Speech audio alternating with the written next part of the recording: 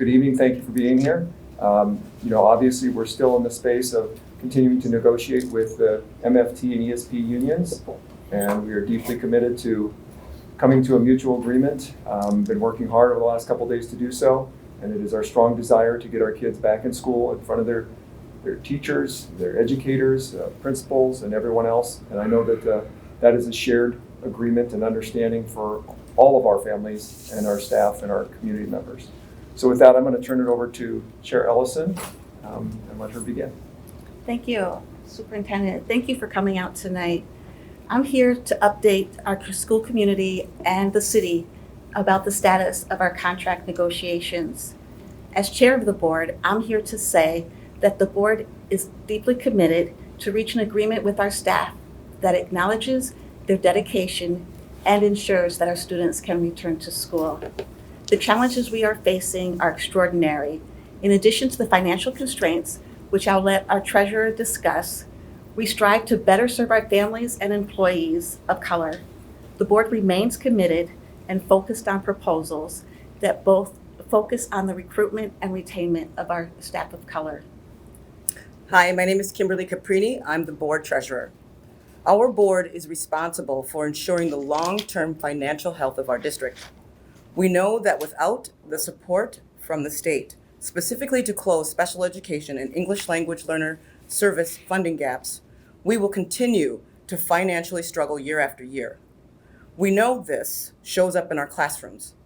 It is our students and staff that end up bearing the burden. These funding issues, unfortunately, are not exclusive to Minneapolis. Minnesota does not fully fund the cost of education. Funding increases have not kept up with the cost of inflation for decades. Despite these challenges, we have provided a proposal that is significantly increases our spending. We are doing this in recognition of the extraordinary work of our staff over the last 2 years, despite the financial risk. If accepted, we will have to make other drastic cuts unless the state provides additional funding in the next 2 years. We know that this does not meet the current demands of the unions. Unfortunately, we have reached our financial limit. We understand some people are wanting to take an even bigger risk, much bigger financial risk, in the hopes that the state's increase will come.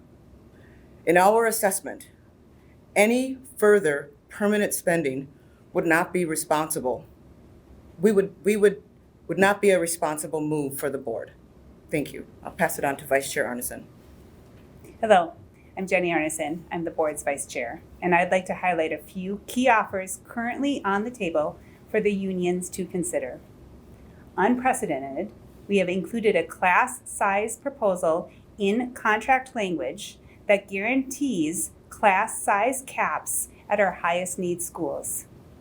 For the ESPs, we are implementing salary steps in year 2 on par with the teacher's system of pay. In addition, we are increasing the base pay. Over the next 2 years, the ESPs will see an average of a 9% increase to their salary. For the ESPs, we are pleased to correct one of our long-standing inequities. So our offer includes an 8% increase both years to our lowest paid ESPs. In addition, our offer includes a $3,000 bonus for all ESPs. The district has offered teachers a better wage proposals than what was recently accepted in St. Paul. The district also proposed over $3 million in mental health in one-time investments aligned to the union's top priorities. And now Director Inns. Hi, I'm Nelson Inns. I'm the board clerk. Guided by the board since October, Chair Ellison and MPS leadership have participated in 40 mediation sessions with the MFT. Additionally, the board has met in many executive emergency sessions. The board chair, and district team have been and will continue to remain available around the clock. We see and appreciate the community support for the Minneapolis teachers and the ESPs. As a public school teacher myself, I understand all too well how difficult the past 2 years have been on those working in public education and all those working in public service for that matter. We, the members of this board ourselves, are union members. We are parents of MPS students, relatives and friends of teachers. Our already vulnerable children in Minneapolis have been out of school for 4 additional days, and we have been working our hardest to bring an end to this strike for the good of everyone. We wish we had the resources to provide everything that is being asked for the sake of our students and our teachers, but we simply don't. The financial reality is we're not going to have any more funding tomorrow. We're not going to have it in 6 weeks. We're not going to have it next year.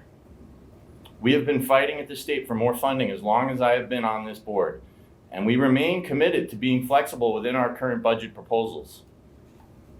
This is not propaganda or a bargaining ploy, it is a fact. Director Ellison. Thank you. Like many of you, we are disappointed that the state has not provided additional funding despite a $9 billion budget surplus. We will continue to advocate for our community and our students at the state level, and we welcome your partnership in doing so. Thank you.